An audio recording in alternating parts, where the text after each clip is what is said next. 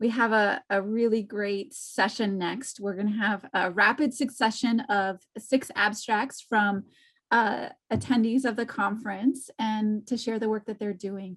And so what we've done is we've asked each presenter to actually record their session so that if you have questions, you can type them in the chat, and then there will be 2 or 3 minutes of live Q&A chat with the presenters after their recorded talk. So Liz is going to get us set up with the first abstract, which is, let me just find my notes, is universal web-based COVID-19 system checklist for maternity patients with limited health literacy. Aziza Ismail will be presenting.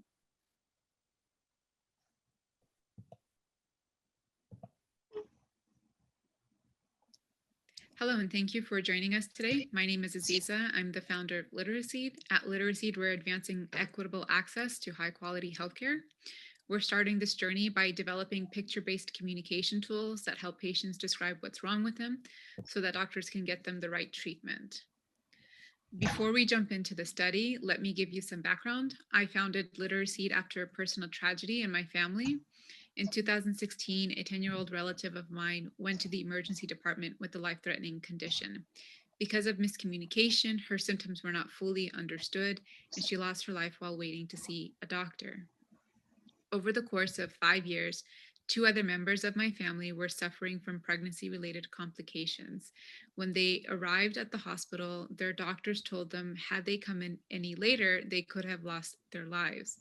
And in one case, the baby didn't make it. Digging into this, I learned that the core issues in their stories was a misunderstanding and an incomplete picture of their symptoms, which led to incorrect diagnosis, delayed treatment, which led to serious harm and hospitalization, including the loss of human life. 3 incidences in one family sounds like a lot. Actually, miscommunication is a huge problem, widespread within our healthcare system. Can you imagine multiplying that across the entire world? 7 billion people. It's very costly in terms of financial burden and also the human life.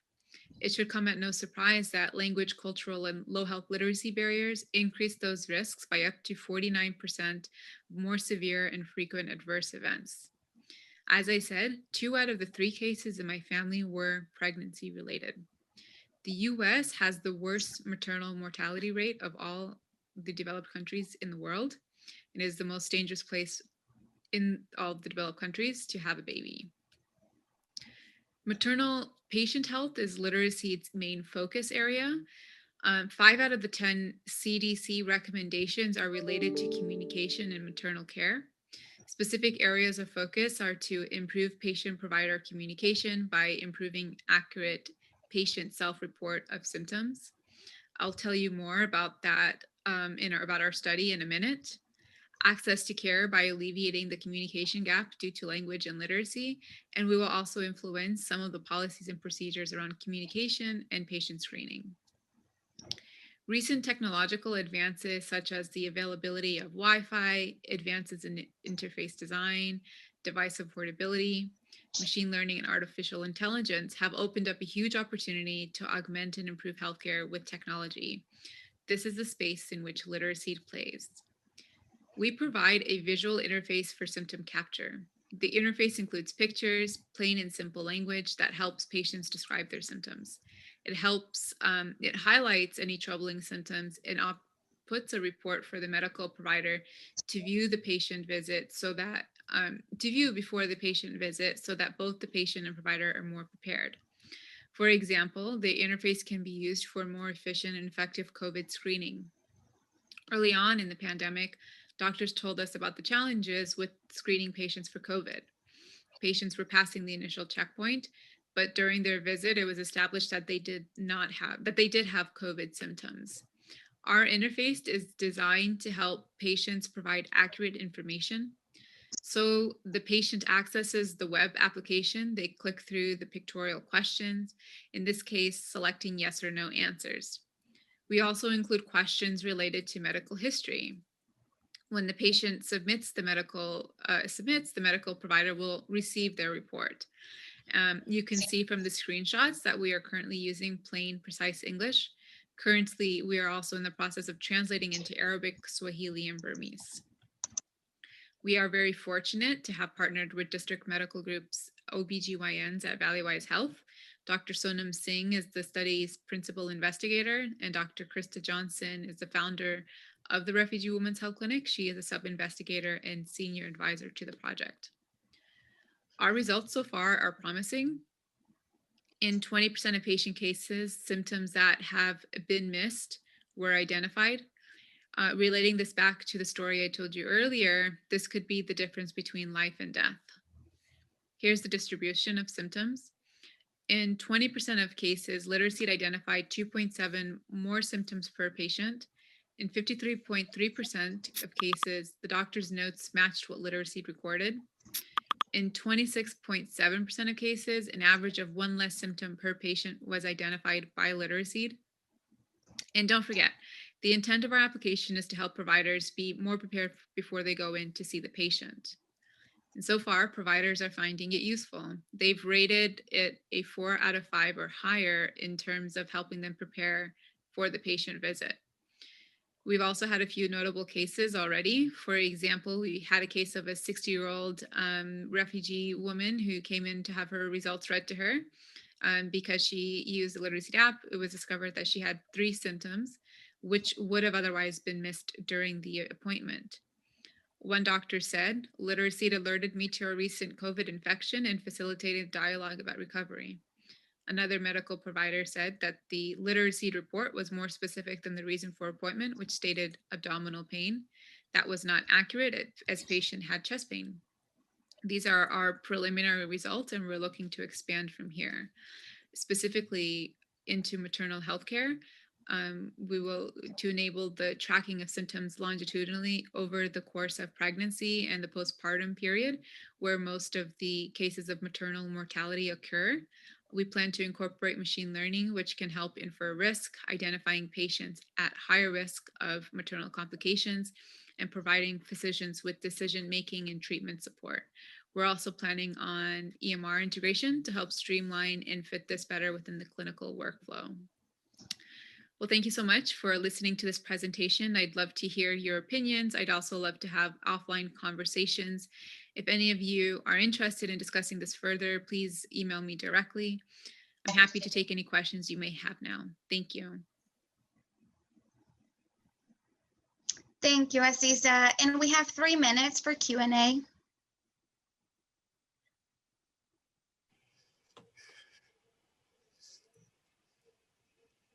Yeah, if anyone has questions, I'm happy to answer them. Hello, Aziza. This is Rizwana BVG, and very nice presentation. Thank you for sharing.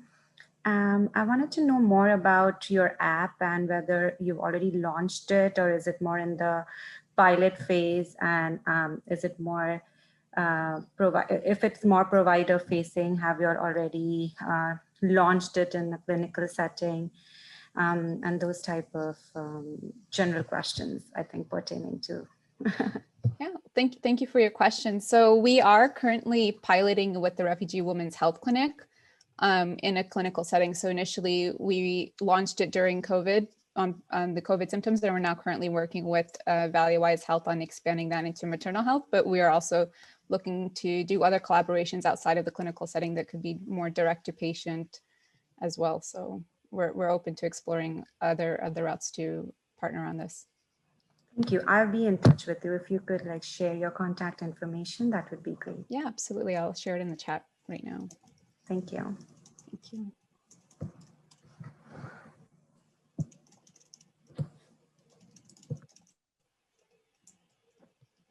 Are there other questions?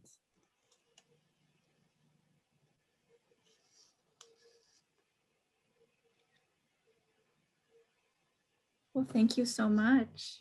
Thank you. Thank you for having me. Thanks. Okay, our next abstract is on, we got a plug for this one earlier, on maternal mortality and morbidity in Arizona, Clark Baer.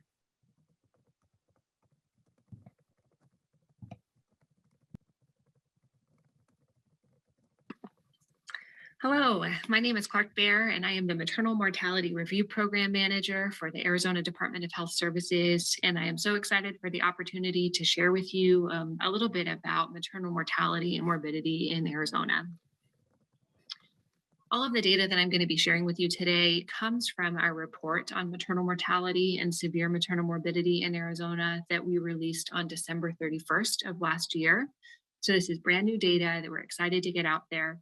But unfortunately, we only have a few minutes to go through data with you today. And so we hope that you take the opportunity to review the full report on our website to see if any of the other analyses or associated recommendations might be relevant to your work. And before we get started, I want to review with you the spectrum of maternal health outcomes that might come up today, starting with uncomplicated pregnancies all the way to maternal deaths from maternal mortality. And in Arizona, we define maternal mortality as the death of a woman while pregnant or within 1 year of the end of pregnancy, regardless of if that pregnancy resulted in a live birth and regardless of the cause or manner of death. So any manner of death doesn't have to result in a live birth, but as long as that death occurred within a year of pregnancy, we consider that a maternal mortality and review that death. We're also going to be talking about severe maternal morbidity, which are the results or unexpected outcomes of labor and delivery, such as a hemorrhage, organ failure, or stroke that may or may not have led to death, but are certainly severe enough instances that we want to make sure that we're preventing them in the future. And many of you may have seen in the media, on the news, that maternal mortality is increasing in the United States and has been for the last 30 years. And this is not the same narrative that other developed countries are experiencing, which means there's something going on within our system or within the context of becoming a mother in the United States that is more risky than being a mother in other countries that we need to address. And the CDC has also said that 3 out of 5 pregnancy-related maternal deaths could have been prevented, and our preventability numbers in Arizona are actually much higher than this. And so, again, there are things that we can do to prevent maternal deaths and improve maternal health outcomes overall. We just need to figure out what those things are. Unfortunately, this is a complicated process. There are many factors that are impacting maternal mortality and morbidity beyond just clinical care and quality of care that have to do with social determinants, patient and family factors, system factors, community factors. All of these things are influencing the health and well-being of women before, during, and after pregnancy that obviously will impact maternal mortality rates as well. And so in order to understand what all of those factors are, Arizona engages in a maternal mortality review process where we review every death of a woman that occurred within a year of pregnancy to determine a few things about what might have happened and how we could have prevented that death in the future. And our MMRC is very focused on putting forth actionable recommendations to prevent these deaths moving forward. All of the recommendations that the MMRC has developed for our 2016 to 2017 deaths are included in that report that I just showed you. So we encourage you to visit that when you can. So to dive into some of our data, we had 134 deaths for our maternal mortalities between 2016 and 2017. And about 31 of those deaths were very closely related to the pregnancy, or she wouldn't have died if she hadn't been pregnant, which gives us a pregnancy-related mortality ratio of 18.3. Over 80% of all of our deaths, even the pregnancy-related deaths, were preventable as determined by our MMRC. And so again, there are things that we can be doing to improve maternal health outcomes. We just have to work together to implement those things and to change the context of care for women in Arizona. And in terms of manner of death, you can see here that 42% of our deaths were related to natural causes, but we did have a significant number of accidents, either motor vehicle or overdoses, suicides, homicides, and undetermined. So there's a wide variety of the types of deaths that we're seeing in our state. And when we look at some of these conditions related to obesity, mental health, or substance use disorder, Each of these things also plays a part in the deaths that occur in our state, with almost 40% of all pregnancy-associated deaths having to do with a substance use disorder in one way or another. And when we think about maternal mortality by race and ethnicity, what we're showing here is the percent of live births that occurred to each of these races or ethnicities versus the percent of pregnancy-associated deaths that occurred. And if there were no disparities at all, the percent of births should equal the percent of deaths, but that's not what we're seeing here. In fact, you can see that American Indian or Alaska Native women experience over 50% higher over 50% more of pregnancy-associated deaths than live births, which definitely shows a disparity in maternal mortality. The other group that's experiencing a disparity is white non-Hispanic women. But when we look at severe maternal morbidity by race and ethnicity, you can still see that American Indian or Alaska Native women experience the highest rates of SMM. It's almost 4 times as much as the rate for white non-Hispanic women. But Asian Americans, Black or African Americans, and Hispanic or Latinos are also experiencing a higher SMM rate than white non-Hispanics in Arizona. We also wanted to show disparities based on maternal residence. So our rural mothers or our rural women are experiencing a higher rate of SMM than urban women due to a variety of factors. And again, this is just a small number of the analyses that we have included in the overall report. So we hope that you can take a look at that to determine if anything else in there might be relevant to the work that you're doing or the work that you want to do in the future. So to close out, I'm just going to share some of our next steps for ADHS. We are working very actively on achieving our maternal mortality action plan, which our overall goal is to reduce maternal mortality by 10% within 5 years by increasing awareness, improving access, working on our workforce, improving surveillance, and supporting our systems of care. We also have several initiatives going on right now. We are about to launch our Arizona AIM collaborative in a couple of weeks, where birthing facilities around the state will be implementing a hypertension safety bundle as part of a collaborative to improve patient safety in our birthing facilities. But we also have several other campaigns and trainings going on that we'd love to talk to you more about if you have any interest. All of this information can be found on our website, which is azdhs.gov/maternal health. And you can always email us as well. Our primary email address, maternalhealth@azdhs.gov, is here. We'd love to talk to you about the work that you're doing or any interest that you have as it relates to improving maternal health outcomes for women in Arizona. So thanks very much. Have a wonderful rest of the conference. Thanks so much, Clark. Are there questions for Clark?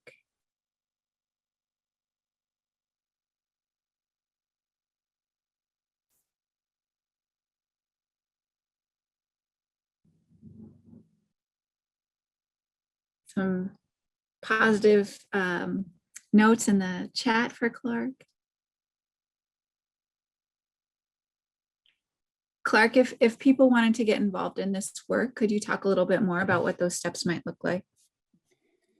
Absolutely. So there are several ways to get involved with our maternal health strategies at ADHS. The sort of broader task force that we're working with is called the Maternal Health Task Force. That's working towards identifying and implementing a strategic plan for maternal health in Arizona. The other ways you can get involved would be to be involved through the Arizona AIM collaborative, which is focusing on that implementation of the safety bundles with birthing facilities in Arizona, or working with our maternal mortality review committee. All of those things, we can answer questions about all of those initiatives through the maternalhealth@azdhs.gov email address, which we'll put into the chat. So looking forward to connecting with any of you if you have interest. Sorry, my dog's barking. There's a question in the chat about when the next task force meeting is. I think the next broader task force meeting is going to convene later this summer. We're doing some smaller work now with a steering committee, but again, we'll be sending out some information about broader meetings as they come. So I will take down your name, Laura, and make sure that we get back in touch with you about that. Awesome. Thank you. It sounds like Melissa is also interested. Perfect. Yes, I'll also put in the email, and you guys can send us an email if you don't mind, and we'll get back in touch with you. Thank you so much, Clark. Next, we have another presentation from the Arizona Department of Health Services. Gina Herrera is going to talk about AZ PRAMS.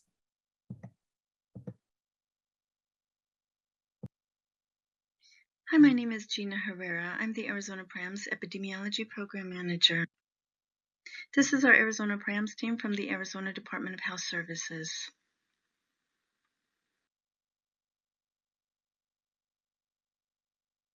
Today we'll talk a little.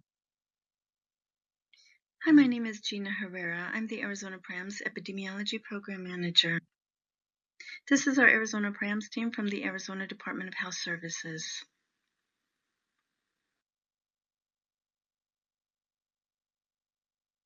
Today we'll talk a little bit about the introduction, what is PRAMS, response rates for PRAMS, outreach, our next steps for Arizona PRAMS, and have enough time for questions and discussion. PRAMS stands for Arizona Pregnancy Risk Assessment Monitoring System. It is for Arizona residents who delivered a live birth in Arizona. Each month, PRAMS invites around 200 women to participate 3 months post-delivery. We follow up with phone and mail, and participants receive a $20 voucher towards Bashas or Amazon if they participate. And our staff and material is bilingual or are bilingual. I won't read them all off to you, but Arizona PRAMS survey topics include oral health, home visiting, unmet needs for services, and just recently we included COVID-19 and COVID-19 vaccine questions. Components of the participant packets include a letter, informed consent, the booklet, our questionnaire, 3-year calendar, resource guides that gives them information on resources in Arizona for babies and families and postpartum information services. We have a return envelope that is prepaid and an incentive in the envelope.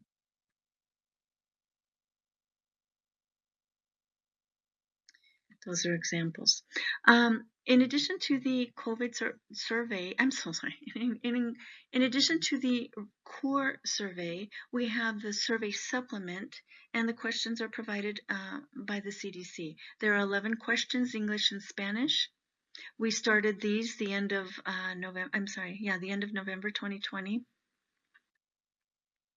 And these are what the questions look like on the survey. We also do interviews. And these are what the vaccine questions look like. I left them in case later somebody wants to ask me a question about what they look like. Some of our accomplishments, we've had several. We've been in compliance 100% with the CDC project requirements. The only thing we have not met is the response rates. We're very, very new. A lot of states started in 1986. We started in 2017. So we're barely getting our numbers up, which is why we can't provide too many numbers just yet, but we are right on the verge of getting our numbers up to be able to provide that information on the CDC website and our own website.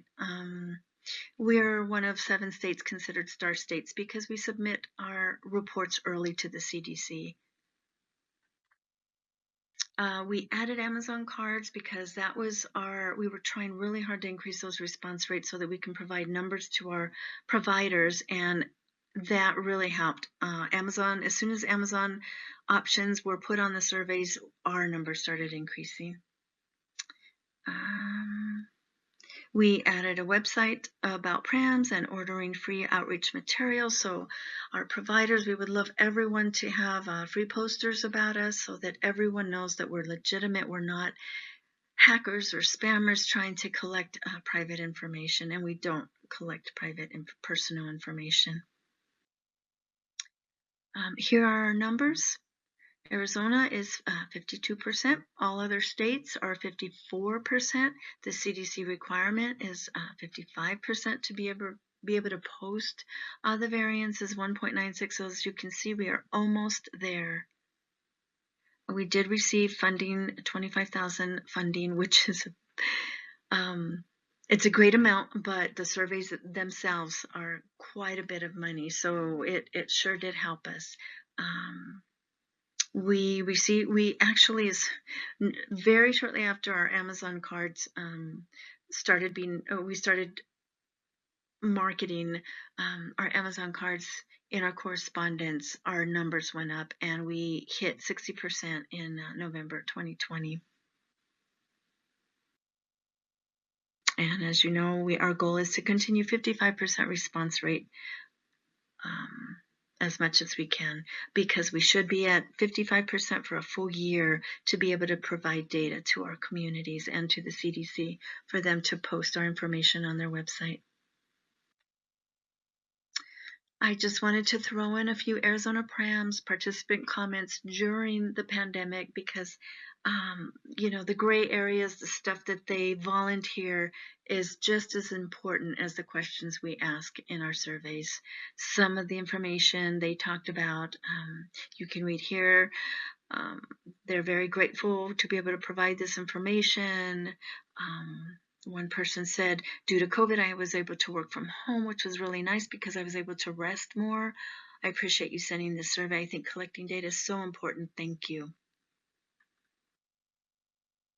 Outreach, this is just a small tidbit of what we do for outreach. But one of the things is we're trying to increase our African American communities because their numbers are a little bit low. So we would, if anybody has any ideas, I would love to hear about them at the end. Presenting to community health representative leaders. American Indian outreach is very important to us. They're a big population here in Arizona, and we would like to do more outreach so that they will, we would love to gain rapport with them so that they will start to fill out their surveys when they receive surveys from us. Let's see, we created outreach material to highlight our COVID supplement and to talk about, you know, that we are, you know, we're not behind in the times. We are including questions of today. Michael Ellison is our Native American liaison, and he's helping us with outreach to the Intertribal Council, Alliance, Navajo Nation, and other American Indian leadership outreach, rural and urban. We also included a QR code to our material so that people, if they see it somewhere, they don't have to touch the material. They can grab their phone and scan it and see, read more about us. And we're starting social media, Instagram accounts and Facebook accounts in summer 2021. Our next steps are, we would love for you to join our PRAMS Steering Committee meeting, our membership, I should say. It's free. We meet once a year. It's only about 2 hours, and it helps us to gain insight as to what you know, your feedback, what you would like to hear more of, or our numbers, or what you feel needs to be in our questions, or what you feel about our questions on the survey. And then the next step, of course, outreach to more African American communities, American Indian communities. We want to increase our Amazon to $30 so that we can even increase our responses even more. And we're hoping and proposing that we can, instead of giving incentives such as bags or pens, that we would just add a little $3 gift card in their envelope for something so that it's worth something to them. And of course, at the end, I would love your outreach ideas. This is our promotional postcard, our posters, English and Spanish. Oh, we have 2 different sizes postcards. And here are our websites. I would love for all of us to work together, order material from us. Please join our PRAMS Steering Committee meeting and be a part of us and help us to grow our data so that we can share it to everybody and improve resources for our moms and children in Arizona. Any questions? Thank you so much, Gina. There is a question in the chat. Somebody wants you to, you know, do your best at predicting the future. Could you, given your current trajectory, do you have an expectation on when you will reach 55% and therefore be able to share the PRAMS data? Yes. The great thing is all the other states, their numbers are decreasing right now because of the pandemic, and Arizona is increasing because we're working so actively to increase those rates. So the CDC has already told us that they probably will be decreasing the threshold, which means we may be able to get that data out sooner than later. I don't know. I wish I knew more about how the CDC works and when they will post our numbers and when they will give us permission to post our numbers, but I see that in the near future. That's really great news. Yes, it is. There's some questions about how to join. And so if you'd be able to put the link in the chat again, that might be helpful. Absolutely. And if you want it, you can email me and I'll email you with a link to join. It's free, and we would love, even if you know any moms, they don't have to be professionals. We would love to see moms come join us and talk about why or why not they would not accept our survey. So that would help a great deal. Thanks so much, Gina. You're so welcome. Our next talk is from Angela Lober, the director of the Academy of Lactation Programs. She's going to be presenting on supporting late-term, preterm infants in hospital settings.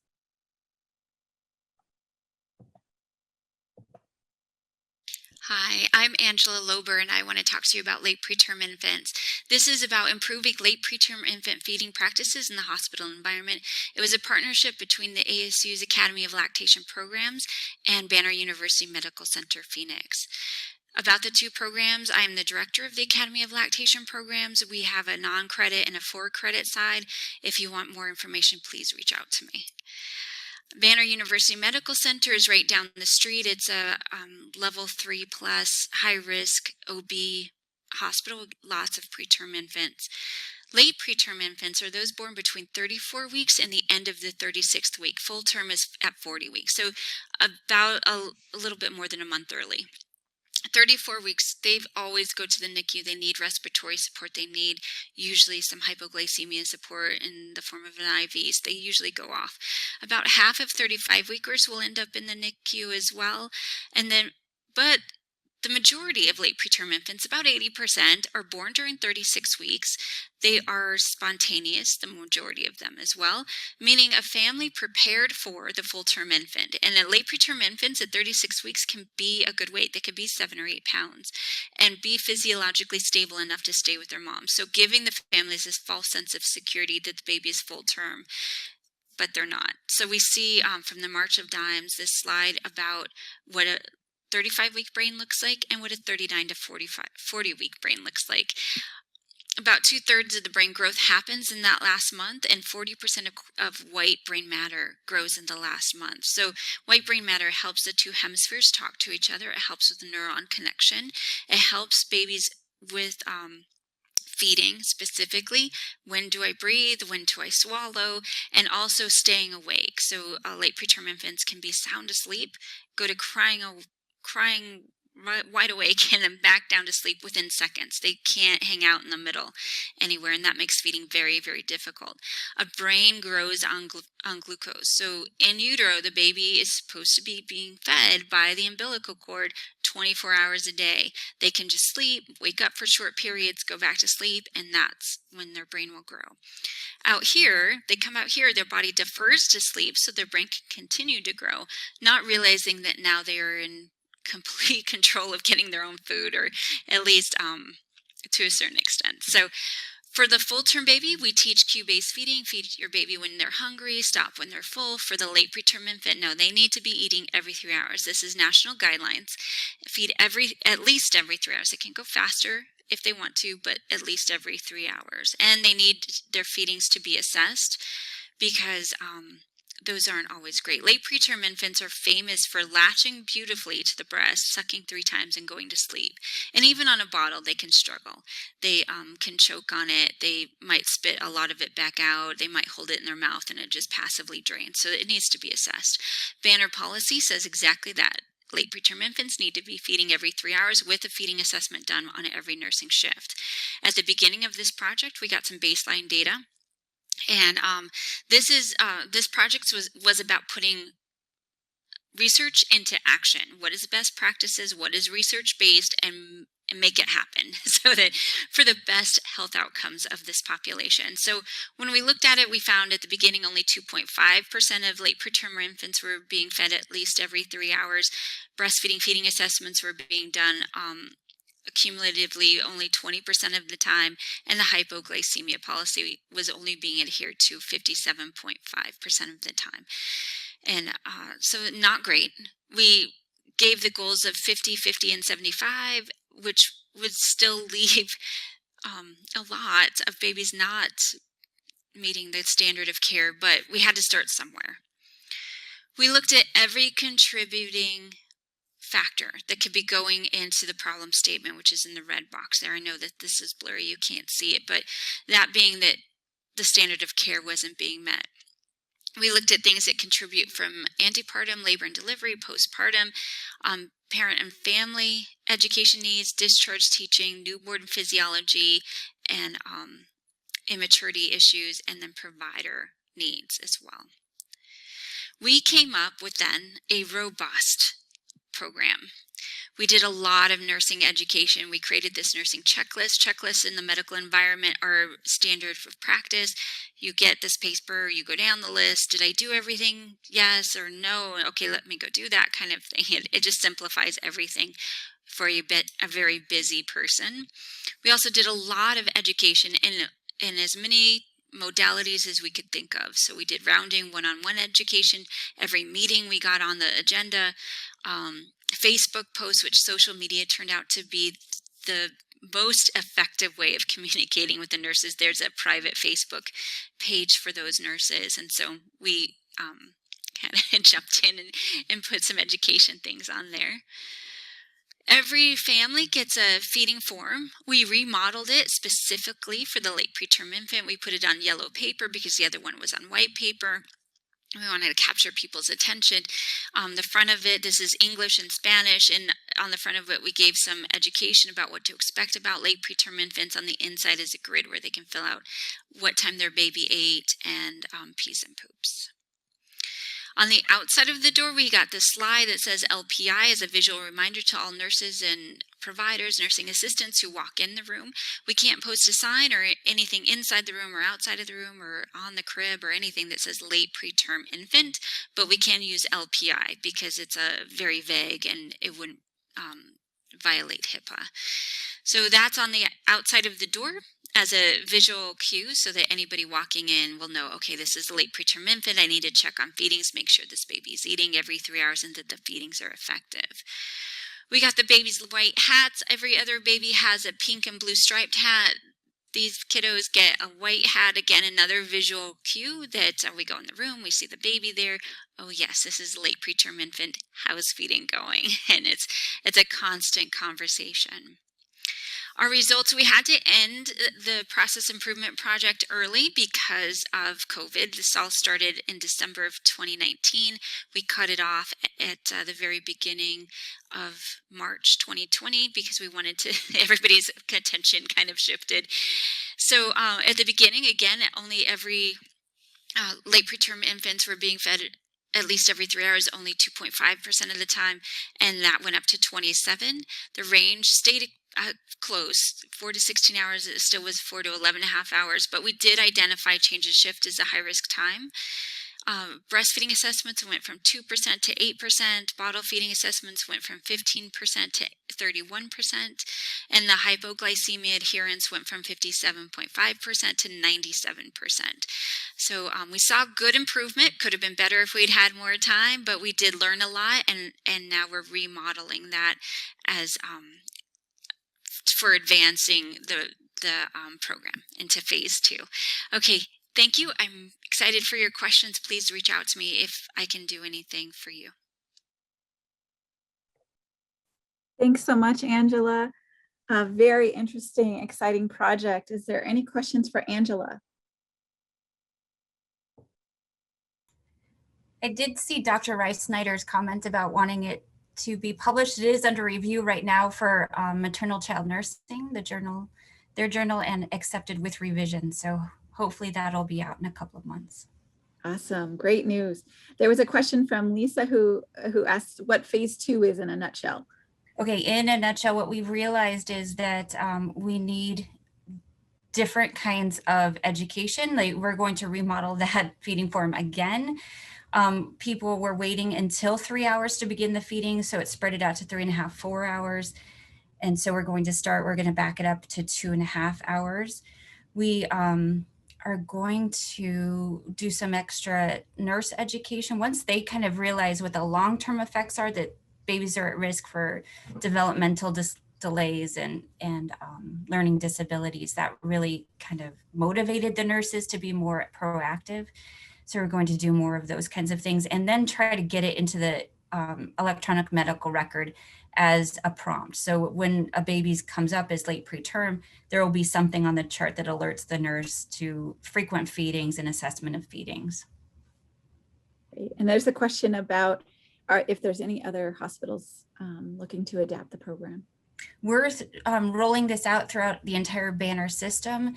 I've talked about it at a few different conferences, and then we're speaking again at A1. So my hope is that hopefully every hospital everywhere will adapt some kind of program that brings more attention and acute care to late preterm infants.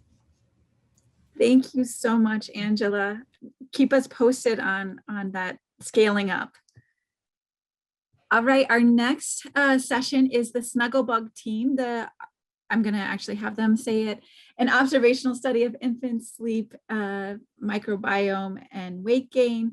I think we have 3 presenters, Rachel, Anna, and Kimia.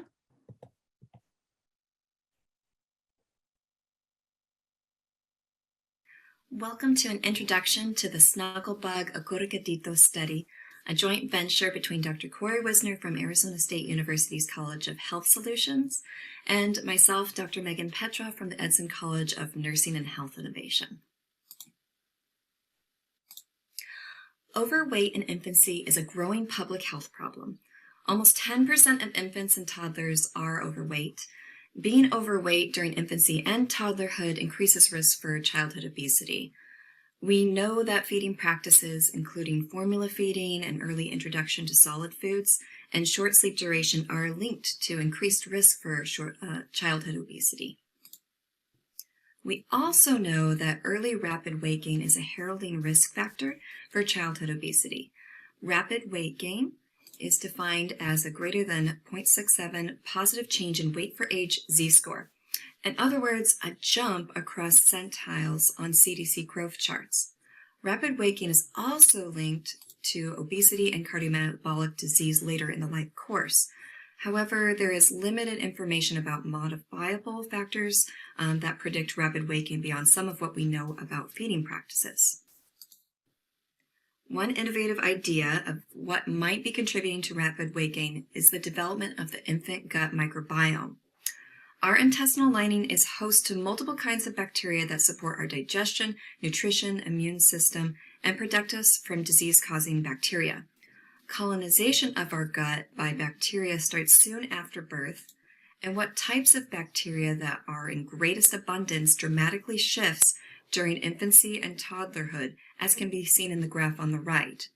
These dramatic shifts during infancy represent a window of time during which perturbations may result in long-term disruptions of normal function across the life course.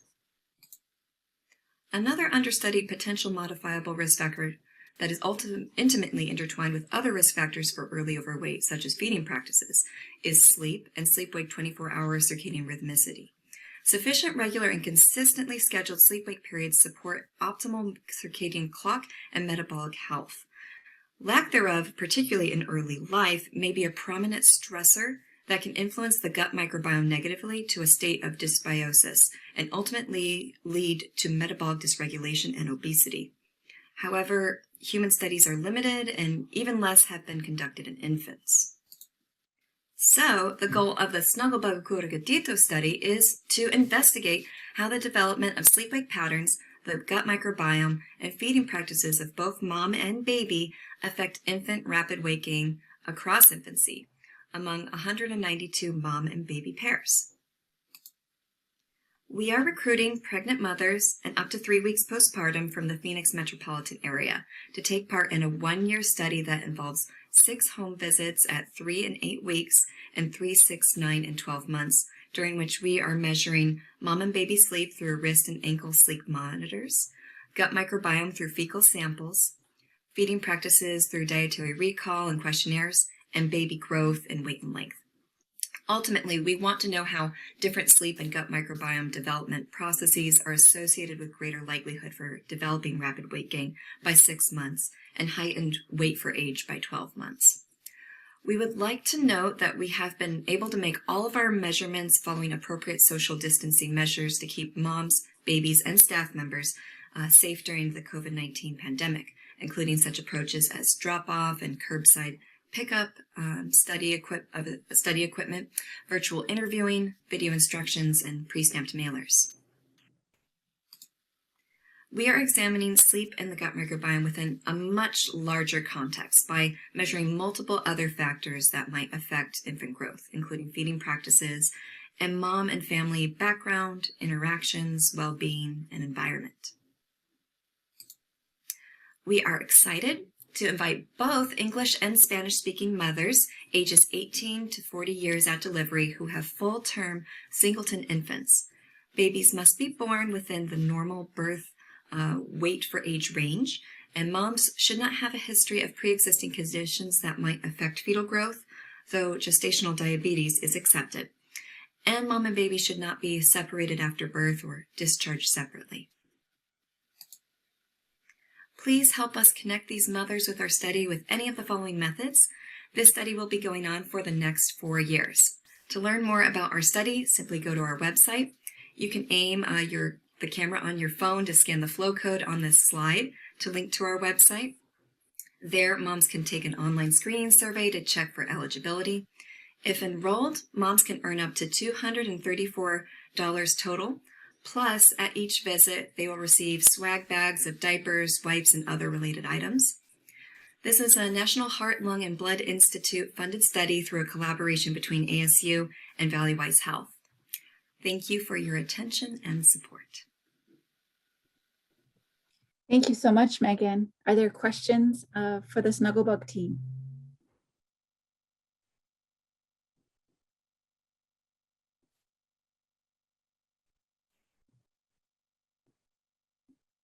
It's a very exciting study. If you have any clients that might be eligible for it, please send them to the Snugglebug website. Last but not least, we have Candace Lewis, who will be sort of continuing this gut microbiome talk. Her talk is entitled SES is associated with gut microbiome structure in childhood.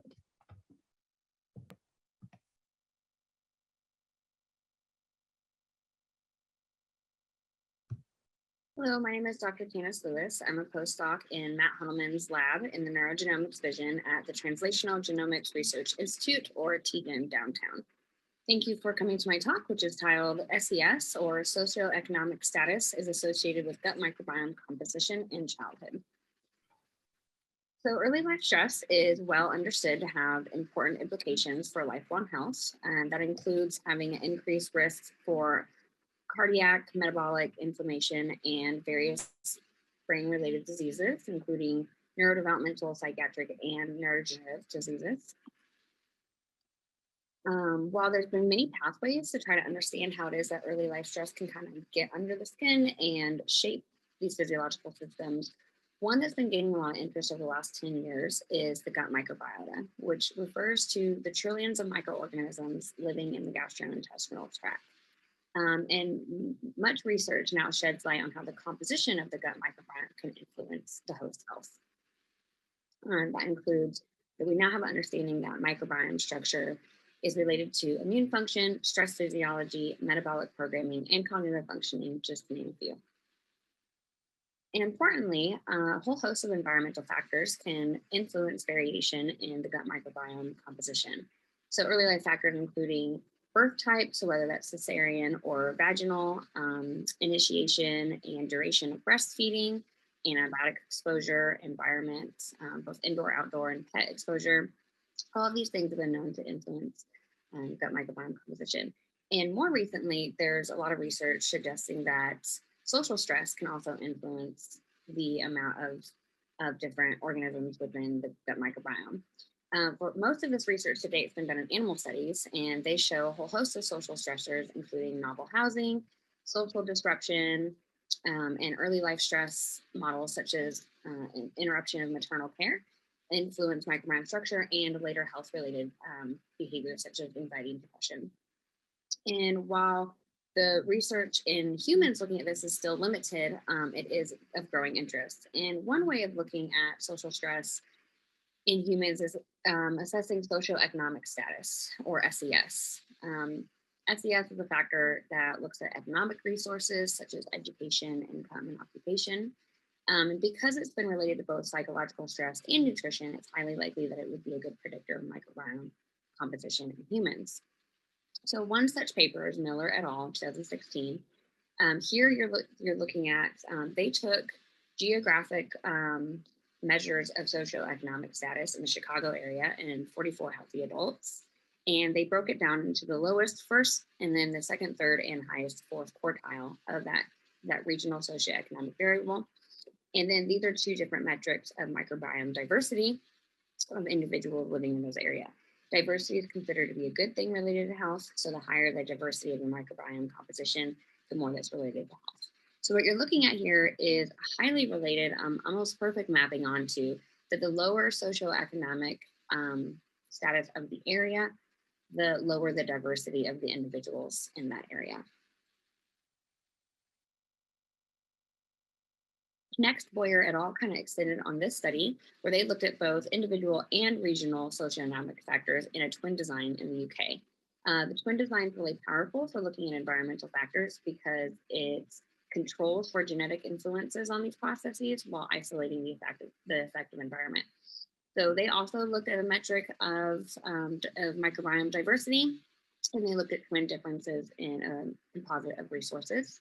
And so what you're seeing here, the twins with the highest score, the highest different score in resources, had more difference than their microbiome diversity. So both of these studies were done in adults. So we were really interested in kind of asking the question, is it possible that maternal SES is influencing the microbiome of children in the home? So for our study, for a specific study, parents collected stool samples from children in the home. The samples were sent to a lab for DNA extraction, which then underwent shotgun metagenomic sequencing.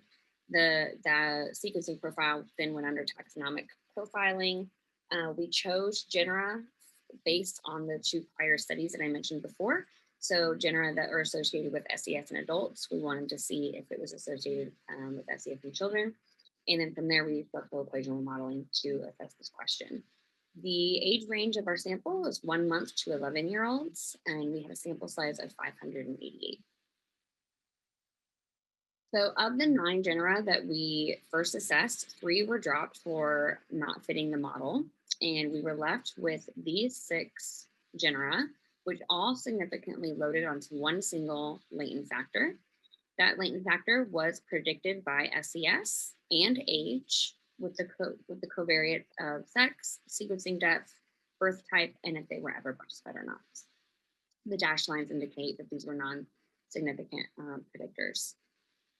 So looking at our data, what pops out to be kind of the most interesting is that Faecobacterium is the largest loader onto our latent factor. It's really in comparing to the loading values of all the other genera, it really is the highest driver there. So what do we know about Faecobacteria? We know that it's one of the most common genera found in the healthy gut microbiome, and that it's a key butyrate producer, which helps with epithelium health. We know that the butyrate is an energy source, and it is a large driver of reducing inflammation, and that the Faecobacteria abundance is negatively associated with Crohn's disease, inflammatory bowel disease, and prostate cancer. And then a recent paper showed that levels of Faecobacterium had anxiolytic and antidepressant-like effects in rats.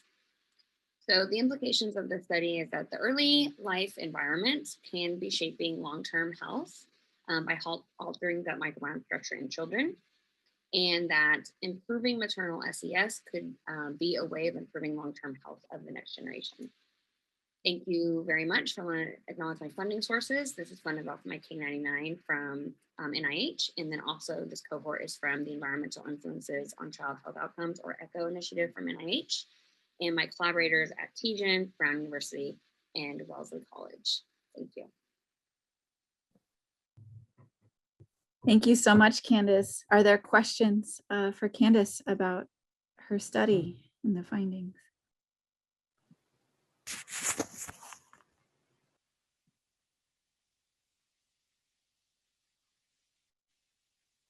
Candace, what are your next steps in your research?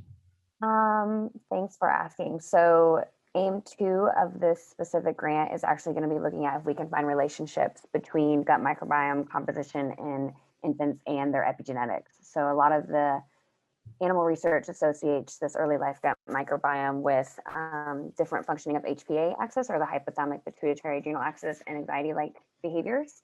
So we want to see if we can find a relationship between folate producing strains, because folate's on the pathway of DNA methylation, and DNA methylation of HPA genes, and then also anxiety-like behavior. And then after that, in the ROO phase of this grant, we're going to be getting gut microbiome and epigenetics in a twin design so that we can assess the different environmental versus genetic relationships between gut microbiome structure, host epigenetics, and behavior. There's a question from Jacqueline who asked, how did breastfeeding affect the outcomes? So we included a breastfeeding covariate, which was ever breastfed or not, which isn't the most sensitive measure, but it was the best we can generate from our data from this longitudinal cohort. And it actually did not end up being a significant predictor. And we think that's because our age range is so large. So if we broke this down into maybe just our 1 to 2 year olds, that perhaps that would have been a larger, would have been a significant predictor. But because we have all the way out to 11 years old, there's some research out there showing that the gut microbiome between breastfed and formula fed infants, while vastly different in the early years, does seem to become more similar over time.